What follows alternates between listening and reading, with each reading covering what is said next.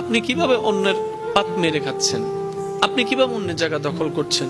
আপনি কিভাবে অন্যের রাস্তা বন্ধ করছেন? আপনার নবী তো এটা শিখিয়েছে, উম্মত গালি দেখ আর যাই দেখ, উত্তর দিও না, জয় তোমার আসবে। কারণ ধৈর্য যে ধরবে, পরাজয় তার গলায় আসে না। কারণ ধৈর্য ধারণকারী পরাজিত হয় কিভাবে?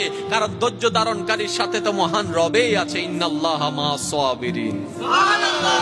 যার সাথে আল্লাহ হয়ে যায় তার আবার পরাজয় কি?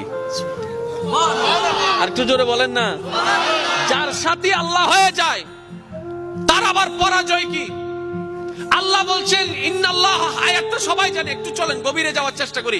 ইন্নাল্লাহ মা'আস সাবিরিন, নিশ্চয় আমি আল্লাহ ধৈর্য ধারণকারীর সাথে আছি। আল্লাহ পাক বলছেন আমি নামাজের সাথে আছি, নয় নয় নয়, আমি রোজাদার সাথে আছি, নয় নয় নয়। আল্লাহ বলছেন বান্দা আমি তোমাদের ভিতরে যারা ধৈর্য ধরে আমি তাদের সাথে আছি। তো ধৈর্য কারা ধরে? যাদের উপর বিপদ আসে তারাই তো ধৈর্য ধরে, যাদের টাকার অভাব তারাই তো ধৈর্য ধরে, যাদের বাজারের অভাব তারাই তো ধৈর্য ধরে, যাদেরকে অত্যাচার করা হয় তারাই তো ধৈর্য ধরে, যারা মজলুম হয়েছে তারাই তো ধৈর্য ধরে, যারা কথা শুনে তারাই তো ধৈর্য ধরে, যাদের মনে আঘাত দেয় তারাই তো ধৈর্য ধরে, যাদের উপর আহত করা হয় তারাই তো ধৈর্য ধরে, যাদের জায়গা দখল করে নেয় তারাই তো ধৈর্য ধরে, যাদের টাকা মেরে নেয় তারাই তো ধৈর্য ধরে, যাদের বিদেশে উল্টা বিষয় দেওয়া হয় তারাই তো ধৈর্য ধরে, যারা বিপদে পড়ে তারাই তো ধৈর্য ধরে। তার মানে কি প্রত্যেকটা বিপদে থাকা বান্দা একটা সুযোগ চলে আসে, এটা বিপদ নয়, এটা নিয়ামত। কেমন?